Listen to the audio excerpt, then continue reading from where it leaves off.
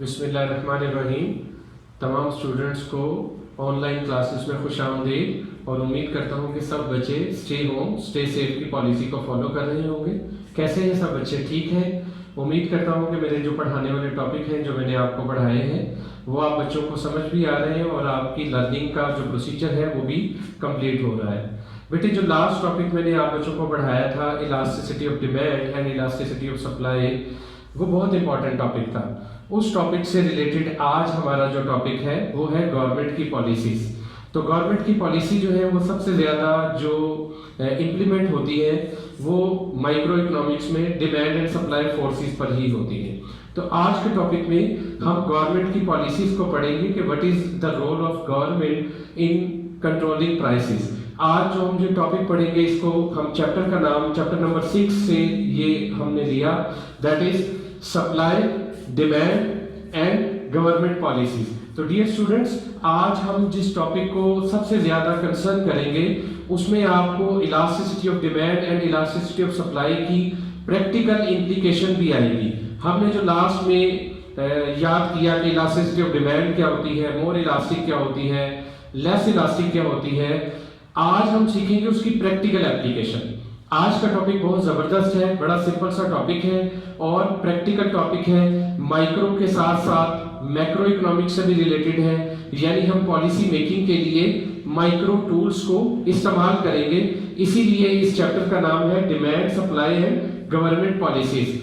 जहां तक बच्चों सप्लाई और डिमांड का ताल्लुक है वो तो माइक्रो इकोनॉमिक्स का एक कॉन्सेप्ट है जो मैंने आपको पहले भी पढ़ाया और आज भी इसे सीखेंगे। लेकिन ज्यादा जरूरी जो चीज है वो उस डिमांड और सप्लाई की पॉलिसी इंप्लीमेंटेशन है, पॉलिसी मेकिंग है। तो जो टॉपिक है बेसिकली वो demand and supply and government intervention on demand and supply.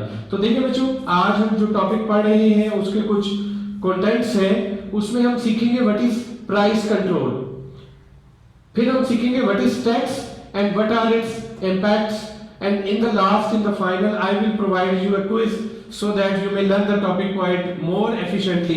और आपको क्विज करके, क्विज को सॉल्व करके आज का टॉपिक भी समझ आएगा और उसकी मिड टर्म एग्जाम्स के लिए आपकी तैयारी भी होगी। तो बच्चों हम चलते हैं और सबसे इंपॉर्टेंट जो कॉन्सेप्ट है और ये गवर्नमेंट की इंटरवेंशन है उसके लिए मैंने एक लाइन लिखी और वो लाइन लिखी, व्हाई डज गवर्नमेंट इंटरवेन, हुकूमत मुदाखलत क्यों करती है, हुकूमत को मुदाखलत करने की जरूरत क्यों पड़ती है। हमने एक लेसिस फेयर इकोनॉमी भी पढ़ी, हमने पढ़ा कि एडम स्मिथ जो है वो सबसे ज्यादा जोर देता था लेसिस फेयर इकोनॉमी पर, that is no role of government intervention, यानी हुकूमत की जो मुदाखलत है, इंटरवेंशन है, वो कम से कम हो, लिमिटेड हो। लेकिन फिर भी हुकूमत को बहुत सारी जगहों पर मुदाखलत करना पड़ सकती है। हुकूमत को इंटरवेंट क्यों करना पड़ता है, तो उसका मैंने जो आंसर लिखा वो देखें। मैंने कहा when we discuss role of demand and supply forces, the biggest drawback of these forces is neglecting social welfare. ये जो डिमांड एंड सप्लाई फोर्सेस हैं, सम टाइम ये सोसाइटी में सोशल वेलफेयर को निग्लेक्ट करती हैं, और डिमांड साइड भी और सप्लाई साइड भी। And what is social welfare? Social welfare से मुराद हम कोई ये नहीं लेते कि माशरे में कुछ सड़क बननी चाहिए तो सिर्फ यही सोशल वेलफेयर है। सोशल वेलफेयर से मुराद है कि हमारी जो टोटल इकोनॉमी है जिसमें बायर्स भी है, सप्लायर भी है, कंज्यूमर भी है, प्रोड्यूसर भी है, ओवरऑल एक इकोनॉमी भी है, उसका एनवायरनमेंट भी है, नॉइज पोल्यूशन को भी कंट्रोल करना है, लोगों की हेल्थ को भी कंसीडर करना है, लोगों के लिविंग स्टैंडर्ड को भी कंसीडर करना है। ये तमाम चीजों को एज ए होल हम सोशल वेलफेयर का नाम देते हैं कि कोई एक पर्टिकुलर साइड दूसरी पर्टिकुलर साइड को एक्सप्लॉइट ना करे। दैट इज बायर्स के फोर्स की वजह से, डिमांड फोर्सेस की वजह से सप्लायर जो है वो लॉस में ना जाए, या सप्लायर के कार्टेल इफेक्ट की वजह से या मोनोपोलीज की वजह से बायर को हाई प्राइस चार्ज ना की जाए, या बायर और सप्लायर के ओवरऑल इंटरेक्शन की वजह से सोसाइटी सफर ना करे। तो इन तमाम चीजों को सम टाइम कंट्रोल करने के लिए गवर्नमेंट को इंटरवेन करना पड़ता है। और गवर्नमेंट इंटरवेन कैसे करती है वो मैंने बताया कि गवर्नमेंट इंटरवेन करती है दो मेथोडोलॉजी से। नंबर 1 मेथोडोलॉजी मैंने बताई प्राइस कंट्रोल, और दूसरा मेथोडोलॉजी मैंने आपको बताई बच्चों टैक्सेस का रोल, कि हम इन दोनों के जरिए गवर्नमेंट मुदाखलत करती है। नंबर 1 हम देखते हैं प्राइस कंट्रोल क्या होता है बेटो। प्राइस कंट्रोल से मुराद एक ऐसी मेथोडोलॉजी है जिसमें गवर्नमेंट समटाइम्स प्राइस पर रैशनिंग लगा देती है, प्राइस को बाउंड कर देती है कि एक मिनिमम लेवल या एक मैक्सिमम लेवल से ज्यादा कीमत चार्ज ना की जाए। तो इस मेथोडोलॉजी को, इस अमल को प्राइस कंट्रोल का नाम दिया जाता है। प्राइस कंट्रोल गवर्नमेंट बेटो कितनी तरह की करती है? टू तरह की करती है। दो तरह की मेथोडोलॉजीज अडॉप्ट की जाती है। एक है प्राइस सीलिंग और दूसरी है बेटो फ्लोर प्राइस या प्राइस फ्लोर। तो पहला जो हम टॉपिक पढ़ेंगे वो ये है हमारा। फिर उसके बाद गवर्नमेंट इंटरवेंट करते हुए बायर्स पर, सप्लायर पर या दोनों पर समटाइम क्या अप्लाई करती है?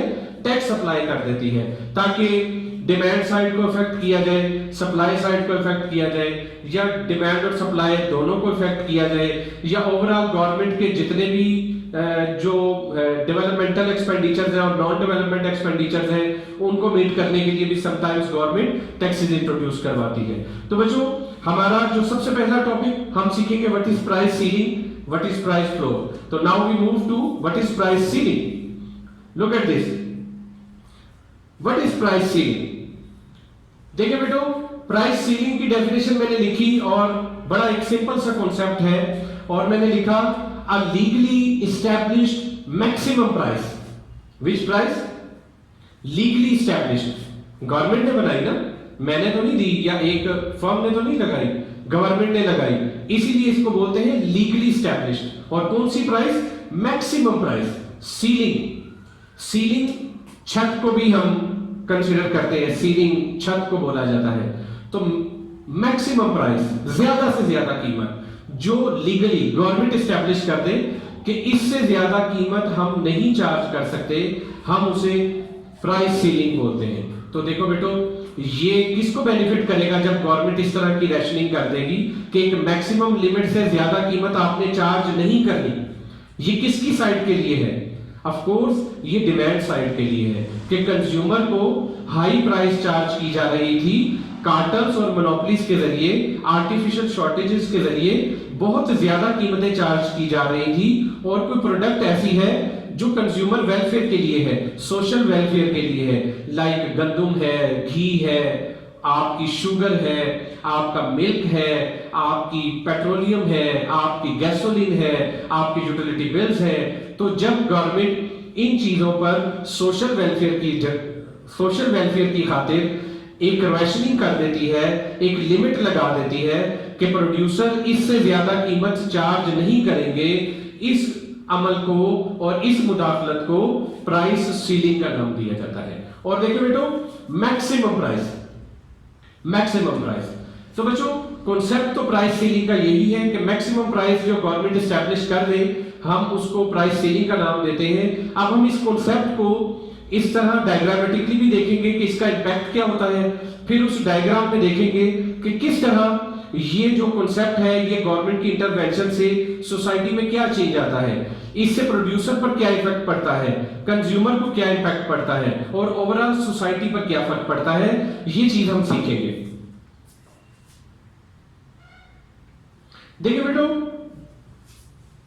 मैंने यहां लिखा प्राइस सीलिंग में 2 outcomes are possible when government imposes a price ceiling. Number 1 not binding, और दूसरी कौन सी है? बाइंडिंग। नॉट बाइंडिंग के साथ क्या कॉन्सेप्ट कनेक्टेड है? Above the equilibrium price. Above the equilibrium price, look at this. Equilibrium price कैसे बनी थी? हमने यहां एक्स एक्सिस लिया last lecture, here we took price and here demand and supply. Look at this, this is demand curve, this is supply curve. इस point को हमने equilibrium price बोला और ये इक्विलिब्रियम क्वांटिटी बोली थी। ये टॉपिक मैंने आपको सिखाया था। तो जब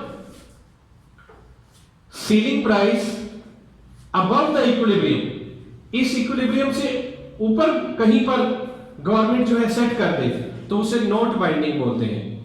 और अगर गवर्नमेंट जो है इस इक्विलिब्रियम प्राइस से बिलो कहीं नीचे कोई कीमत तय कर दे कि इससे ज्यादा कीमत चार्ज नहीं करनी, तो इसे बाइंडिंग सेलिंग प्राइस बोलते हैं। नॉट बाइंडिंग और बाइंडिंग दो कॉन्सेप्ट हैं, ये दोनों कॉन्सेप्ट बहुत इंपॉर्टेंट है, क्योंकि इनके जरिए ही हमें पता लगेगा कि गवर्नमेंट की इस पॉलिसी मेकिंग के बदले या पॉलिसी मेकर्स की ये पॉलिसी अनाउंस करने के बदले सोसाइटी पर क्या इंपैक्ट पड़ा है। तो हम सबसे पहले देखते हैं नोट बाइंडिंग क्या होता है। नोट बाइंडिंग का कॉन्सेप्ट किस तरह जो है वो सोसाइटी को इंपैक्ट करता है। मैंने पहले ही बताया बच्चों आपको कि नोट बाइंडिंग से मुराद एक ऐसी प्राइस सीलिंग है, ऐसी प्राइस कंट्रोल है जो अबव द इक्विलिब्रियम प्राइस है। अब अबव द इक्विलिब्रियम प्राइस से मुराद ये है कि डिमांड और सप्लाई की फोर्सेस ने इक्विलिब्रियम डिसाइड किया at point E at price 3। Market में 3 प्राइस प्रिवेल कर रही थी, डिमांड और सप्लाई इक्वल थी, और समवेयर 100 क्वांटिटी जो है वो डिमांडेड थी और 100 ही सप्लाई थी। अब यहां पर जो मार्केट की डिमांड और सप्लाई फोर्सेस हैं, इन्होंने पहले ही एक कीमत 3 ऐसी डिसाइड की है जिस पर कंज्यूमर और प्रोड्यूसर दोनों में से किसी को भी एतराज नहीं है, और गवर्नमेंट अनाउंस कर देती है पॉलिसी के प्राइस क्या सेट कर दी जाए, 4। गवर्नमेंट ने क्या प्राइस सेट कर दी, 4 सेट कर दी। तो बेटो अगर गवर्नमेंट ने प्राइस 4 सेट कर दी है, तो आप मुझे बताएं कि इस 4 प्राइस सेट करने से हमारी कंज्यूमर साइड को क्या बेनिफिट होगा। ये तो उल्टा कंज्यूमर इस प्राइस को एक्सेप्ट नहीं करेगा, और वो पहले ही डिमांड और सप्लाई के मुताबिक क्या प्राइस पे कर रहा है, 3। इसीलिए जो इक्विलिब्रियम प्राइस सीलिंग में जो प्राइस इक्विलिब्रियम से अबव बाइंडिंग होती है उसका सोसाइटी पर कोई इंपैक्ट नहीं होता, और ये प्राइस मार्केट में प्रिवेल नहीं करती, और जो इक्विलिब्रियम पहले से चल रहा था डिमांड और सप्लाई का, वही कीमत जो है वो मार्केट में सस्टेन करती है। अब हम देखते हैं अगर यही प्राइस बिलो इक्विलिब्रियम प्राइस करते तो फिर ये नोट बाइंडिंग की जगह क्या हो जाता, बाइंडिंग हो जाता, और एक्चुअल इंपैक्ट बाइंडिंग कॉन्सेप्ट का ही है। और वो देखें बच्चों, look at this another diagram, a price ceiling that is binding। मैंने बाइंडिंग की डेफिनेशन क्या दी, एक ऐसी प्राइस मैक्सिमम प्राइस गवर्नमेंट ने लगा दी, और वो प्राइस लगा दी जो बिलो इक्विलिब्रियम प्राइस है, बिलो इक्विलिब्रियम क्वांटिटी सप्लाई से नीचे जो प्राइस थी, अगर वो लगाए तो उसे बाइंडिंग कहते हैं। तो बच्चों बाइंडिंग जो सीलिंग प्राइस है उसका इंपैक्ट देखें। अब ये जो डायग्राम है, ये डायग्राम भी मैं आपको बनाकर दिखाता हूं, ये कैसे बनी वो मैं नेक्स्ट आपको बनाकर दिखाता हूं।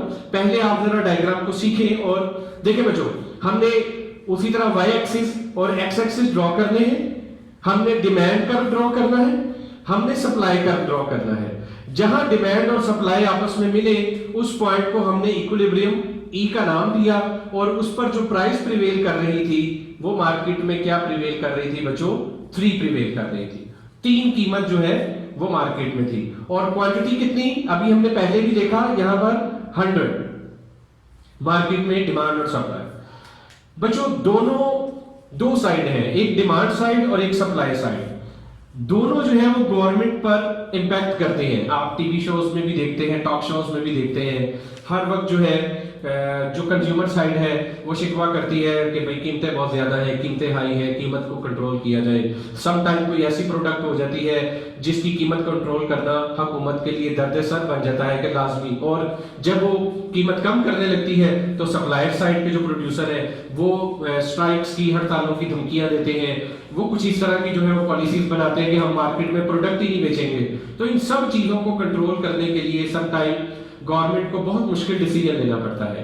अब 2 फोर्सेस एट ए टाइम गवर्नमेंट को इफेक्ट कर रही है, एक कंज्यूमर साइड की जो कह रही है कीमत को कम करें, एक प्रोड्यूसर साइड की जो कह रही है कीमत को कम ना करें।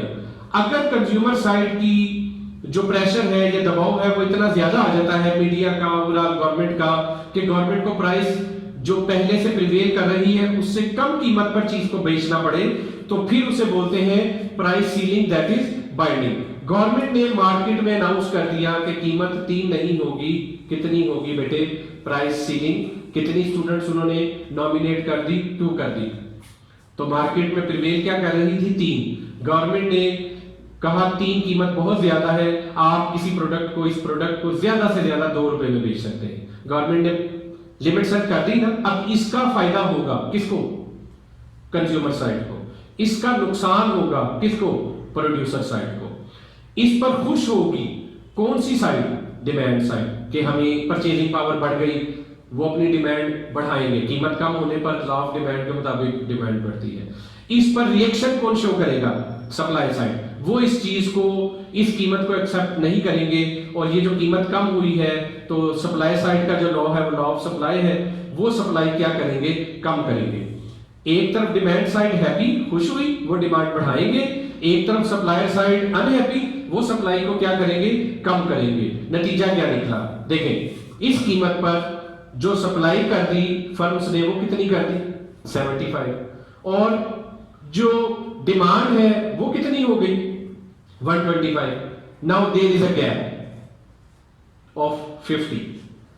ये जो प्राइस को कम करने के लिए नतीजे में जो गैप निकला, वो कॉज बना सोसाइटी में किस चीज का बेटो? शॉर्टेज का। शॉर्टेज का। और सोसाइटी में इस शॉर्टेज की वजह से बहुत सारी नई प्रॉब्लम्स क्रिएट होती हैं, जो प्राइस सीलिंग की वजह से आती है। तो ओवरऑल इस शॉर्टेज को खत्म करने के लिए गवर्नमेंट फिर जो है उन्हें फिर नई पॉलिसीज बनानी पड़ती है। तो सम टाइम जो है गवर्नमेंट की जो पॉलिसीज हैं वो एक प्रॉब्लम को सॉल्व करते हुए कई नई प्रॉब्लम्स को क्रिएट कर देती हैं। तो डिमांड साइड के लिए प्राइस तो कंट्रोल हो गई, लेकिन उस प्राइस के कम करने का नतीजा ये निकला, मार्केट में शॉर्टेज क्रिएट हुई। तो बच्चों, जब ये शॉर्टेज क्रिएट हुई तो इसको भी फिर गवर्नमेंट को मुख्तलिफ तरीकों से जो है वो टैकल करना पड़ता है। सम टाइम गवर्नमेंट जो है प्रोडक्ट की जो सप्लाई है उसको पूरा करने के लिए सप्लायर साइड को सब्सिडीज देता है कि भाई हम 2 रुपए की मार्केट में ही प्रोडक्ट बेचेंगे। लाइक यूटिलिटी स्टोर्स आपने देखे हैं, तो हम मार्केट में 2 रुपए की आप बेचें, आपकी जो कॉस्ट आ रही है हम 1 रुपया पर यूनिट आपको जो है अपनी तरफ से पे करेंगे। सम टाइम जो है इस शॉर्टेज को पूरा करने के लिए गवर्नमेंट दूसरे मुल्कों से चीज को इंपोर्ट भी करती है, तो ये भी एक पॉलिसी है। तो इसी तरह गवर्नमेंट बात का जो है वो रैशनिंग कर देती है कि अगर जो है वो एक पर्टिकुलर स्टोर पर चीज अवेलेबल नहीं है तो आप गवर्नमेंट के स्टोर से जाकर ये चीज खरीद सकते हैं। तो ये मुख्तलिफ तरीकाकार है जिसके जरिए गवर्नमेंट शॉर्टेज को कवर अप करती है। लेकिन अगर ये शॉर्टेज कवर अप ना हो तो फिर दोबारा क्या होता है, विद इन अ टाइम ये प्राइसेस ऑटोमेटिकली दोबारा इंक्रीज करते करते कहां तक जाती है? 3 से भी अबव तक जा सकती है। तो बच्चों, जब गवर्नमेंट एक पॉलिसी बनाती है तो उस पॉलिसी के कई पॉजिटिव इफेक्ट्स भी होते हैं और नेगेटिव इफेक्ट्स भी होते हैं। तो देखें, प्राइस सीलिंग में कीमत तो कम हुई, लेकिन साथ हमें सोसाइटी को क्या देखना पड़ा? शॉर्टेज देखना पड़ा। तो बच्चों, ये था प्राइस सीलिंग, जो आपको ये कॉन्सेप्ट मैंने करवाना था। अब इसकी एक और एग्जांपल है जो मैं आपको बड़ी सिंपल सी इसकी मैंने एक एग्जांपल, अब ये फॉर्मेशन ऑफ डायग्राम में देखें, आपने ये डायग्राम बनानी कैसे है। आपने एक्स एक्सिस और वाई एक्सिस ड्रॉ किए, आपने डिमांड साइड का डिमांड कर्व बनाया, सप्लाई कर्व बनाया, जहां पर दोनों मिले वो equilibrium cross intersection point 3 price 100 supply, ये थी नॉर्मल कंडीशन। इस प्राइस को गवर्नमेंट ने कंट्रोल किया और कितना तय कर दिया? 2। ये आ गई प्राइस सीलिंग, 2 प्राइस। इसका नतीजा ये निकला कि डिमांड और सप्लाई में एक डिफरेंस आया जिसे हमने क्या नाम दिया? शॉर्टेज का। और वो शॉर्टेज कितना था? हमने कहा कि वो 50 का शॉर्टेज था, और इसको दूर करने का क्या तरीकाकार है वो भी मैंने आप बच्चों को सिखाया। तो बच्चों, ये था प्राइस सीलिंग। अब हम ये इफेक्ट्स ऑफ प्राइस सीलिंग में देखें कि इसका नतीजा क्या निकलेगा। इफेक्ट ऑफ प्राइस, डिमांड बढ़ जाएगी किससे? सप्लाई से। जब डिमांड बढ़ेगी सप्लाई से, सप्लाई की शॉर्टेज होगी, सप्लाई की शॉर्टेज होगी तो सोसाइटी में क्या होगा? लंबी लंबी कतारें लगेंगी, डिस्क्रिमिनेशन होगा, अपने जान पहचान वाले को चीज जल्दी मिलेगी, दूसरों को कम मिलेगी, रेसिज्म होगा। लोग जो है वो फिरका जो है अपनी रेस, अपनी जो जात है या अपने से रिलेटेड अपनी सोसाइटी के लोग हैं, अपने कबीले के लोग हैं, अपने मुल्क के लोग हैं या अपने मखसूस एरिया के लोग हैं, उनको बेनिफिट करेंगे, दूसरे लोगों को बेनिफिट नहीं करेंगे। तो फिर गवर्नमेंट को इन प्रॉब्लम्स को टैकल करने के लिए भी फौरी तौर पर इंटरवेन करना पड़ता है और कई नई पॉलिसीज जो है वो अनाउंस करना पड़ती है। तो बच्चों, ये था हमारा प्राइस सीलिंग, और इसमें ये कुछ इफेक्ट्स हैं जो मैंने आपको बताए, और इसमें एक मैंने जो आपको एग्जांपल है वो भी यहाँ दिखा रहा हूँ रेंट कंट्रोल की। और फिर हम प्राइस सीलिंग को वाइंड अप करते हैं। प्राइस सीलिंग के हवाले से आपकी बुक्स में एक रेंट कंट्रोल की एग्जांपल है कि गवर्नमेंट बात इस तरह करती है कि अर्बन एरियाज में, शहरी इलाकों में जो हाउसिंग की फैसिलिटीज है उनके लिए, और जो कंज्यूमर साइड है, जो लोग इनको रेंट आउट करते हैं, उनके लिए प्राइस सीलिंग कर देती है कि अपार्टमेंट्स की कीमत या इसका किराया जो है एक मखसूस लिमिट से ज्यादा नहीं चार्ज करना।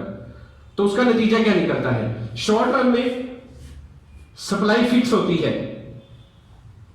क्योंकि शॉर्ट रन में फौरी तौर पर नए अपार्टमेंट्स नहीं बन सकते, जितनी रसद है वही है, ये डिमांड है।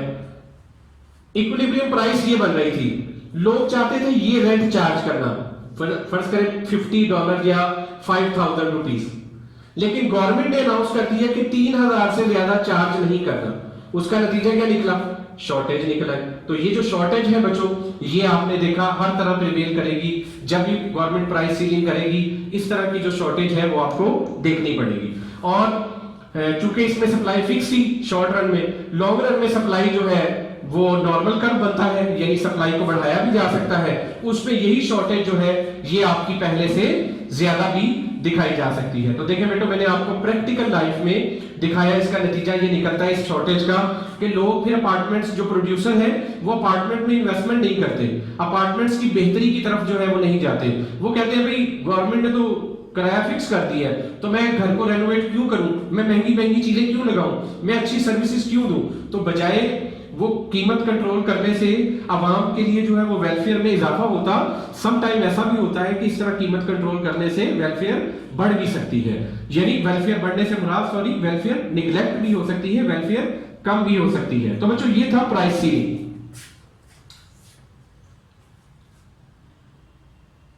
जी बच्चों, प्राइस फ्लोर। अब मैंने जो आपको प्राइस सीलिंग करवाया, अगर उसका उलट कर दें, यानी गवर्नमेंट अगर इस्टेब्लिश कर दे minimum price of which a good can be sold, कि कम से कम ये कीमत जरूर तय पाएगी, तो हम उसको क्या बोल देते हैं? Price floor. कि इतनी कम कीमत ना हो जाए कि supplier side, producer side, investor side जो है वो मार्केट में चीज बनाना ही छोड़ दें, कि उनको इतने लॉस हो जाए कि वो प्रोडक्ट को सेल ना कर सके। तो बच्चों इसकी एग्जांपल सोचें। इसकी एग्जांपल एग्रीकल्चर प्रोडक्ट्स। आप देखते हैं कि जो फार्मर्स हैं वो सम टाइम अपना गन्ना, अपने पोटैटोज, अपनी शुगर या कोई ऐसी चीज जब मार्केट में व्हीट लाते हैं तो गवर्नमेंट को इंटरवेन करके उनकी मिनिमम कीमत सेट करना पड़ती है, क्योंकि अगर वो कीमत सेट नहीं करेंगे तो उनसे इतनी कम कीमत पर चीज जो है वो खरीदेंगे, क्योंकि उनके पास स्टोरेज नहीं है, गोडाउन्स नहीं है बड़े बड़े, उनके पास स्टोर करने की फैसिलिटी नहीं है। तो जो मिडल मैन है वो कम कीमत प्रोड्यूसर से खरीद लेते हैं और आगे फिर शॉर्टेज क्रिएट करके महंगे दामों बेचते हैं। तो इस सूरत हाल में गवर्नमेंट इंटरवेन करती है और एक मिनिमम कीमत सेट कर देती है कि जो भी खरीदेगा, किसी भी किसान से खरीदेगा तो एक मिनिमम प्राइस पर खरीदेगा, जिसे हम प्राइस फ्लोर का नाम देते हैं। तो देखो बेटो, ये भी दो तरह का, नॉट बाइंडिंग और बाइंडिंग, ये उसका उलट हो गया। अगर नॉट बाइंडिंग होगा, अगर इक्विलिब्रियम प्राइस से नीचे, यानी जिस चीज पर वो पहले ही बिक रही है, फर्ज करें कि पोटैटोज है वो एक मन जो है वो 100 रुपए मन में बिक रही है और गवर्नमेंट जो है उसकी कीमत 80 रुपए मुकर्रर कर दे, तो वो तो बिल्कुल ही एक्सेप्टेबल नहीं होगी, उसे नॉट बाइंडिंग कहते हैं। लेकिन अगर एक चीज जो है वो मार्केट में 100 रुपए की मन सेल करने की जो है वो खरीदने की कोशिश की जा रही है और सेलर जो है उसको ये कॉस्ट भी मीट नहीं हो रही, तो गवर्नमेंट इंटरवेन करके वो 100 की बजाय 150 कर देती है, इक्विलिब्रियम से ऊपर ले जाती है, तो वो बाइंडिंग होगी और असल इंपैक्ट भी उसी का होगा। तो देखो बच्चों, नॉट बाइंडिंग की फिर वही डायग्राम से, ये इक्विलिब्रियम गवर्नमेंट ने उससे कम कीमत सेट कर दी, एक्सेप्टेबल ही नहीं है, पहले ही 3 रुपए जो है वो इक्विलिब्रियम पर है, तो वो प्रोड्यूसर साइड इस प्राइस को एक्सेप्ट नहीं करेगा, इसको हम नॉट बाइंडिंग का नाम देंगे। और बाइंडिंग की क्या होगी, ये आ गई जबरदस्त बाइंडिंग। मार्केट में प्राइस है 3 रुपीज, ये प्राइस प्रोड्यूसर और कंज्यूमर की डिमांड सप्लाई फोर्सेस से है, लेकिन कंज्यूमर तो इस प्राइस को पे करने के लिए विलिंग है, लेकिन प्रोड्यूसर के लिए ये प्राइस एक्सेप्टेबल नहीं है, वो चाहता है कि कीमत इससे अबव हो। गवर्नमेंट इंटरवेन करके सप्लायर साइड को जो है वो बेनिफिट देने के लिए कीमत इससे अबव तय कर देती है, और कितनी कर देती है? 4। जब कीमत बढ़ेगी तो दो साइड है, फिर इंपैक्ट सोचे, कंज्यूमर साइड है happy, producer side happy. Producer अपनी सप्लाई बढ़ाएगा, कंज्यूमर अपनी डिमांड कम करेगा। तो देखिए, जब कंज्यूमर ने अपनी डिमांड कम की तो उसने डिमांड 80 कर दी, लेकिन इस कीमत पर प्रोड्यूसर ने अपनी सप्लाई कितनी मेरे बेटों कर दी 120, नतीजा क्या निकला, मार्केट में सरप्लस क्रिएट हो गया। ये सरप्लस भी बहुत सारी नई प्रॉब्लम्स को क्रिएट करेगा, अनएम्प्लॉयमेंट को जो है जनरेट करेगा, बहुत सारे कारोबार को जो है वो खत्म करने की वजह बनेगा, क्योंकि जब चीज अनसोल्ड होगी तो प्रोड्यूसर नई इन्वेस्टमेंट मुल्क में नहीं करेगा। तो फिर यहां वही बात, गवर्नमेंट को फिर दोबारा से इंटरवेंट करना पड़ेगा, पॉलिसी मेकर्स को दोबारा से पॉलिसी बनानी पड़ेगी और इस सरप्लस का जो प्रॉब्लम है उसको भी रिजॉल्व करना पड़ेगा। तो बच्चों इसकी भी मैंने एक एग्जांपल जो है वो कोट की, और वो जो मैंने एग्जांपल कोट की वो मैंने की मिनिमम वेज की। देखें मिनिमम वेज की क्या जो है वो मैंने एग्जांपल कोट की कि आप जानते हैं कि प्रोड्यूसर हमेशा जो है वो लेबर साइड को एक्सप्लॉइट करने की कोशिश करता है। तो इक्विलिब्रियम जो वेज है फर्ज करें वो हमने W1 कंसीडर की, जिस पर लोग जो है वो काम करने के लिए एग्री है।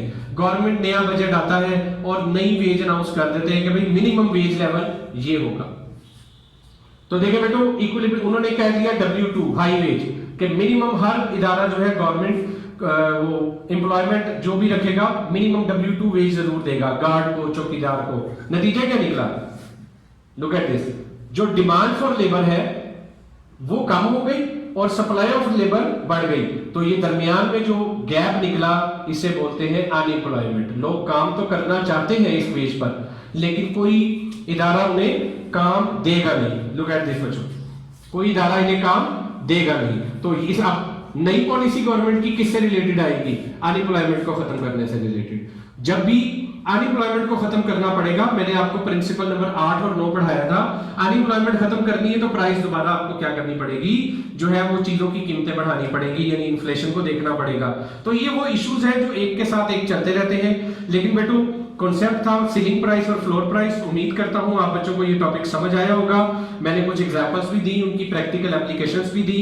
तो आप बच्चों का जो काम है वो सबसे पहला ये है कि आप बच्चों ने इस टॉपिक को तैयार करना है, इसकी प्रैक्टिकल एग्जांपल्स को देखना है और ये वीडियो को लाइक जरूर करना है, और जितने भी इकोनॉमिक्स के स्टूडेंट्स हैं उन सबको शेयर करें। और जहां जहां कोई आपको प्रॉब्लम निकलती है जो आपको नहीं समझ आता, वो मेरे से व्हाट्सएप के जरिए, एडमोडो के जरिए, कॉल के जरिए आप मुझे पूछ सकते हैं। शुक्रिया, अस्सलाम वालेकुम।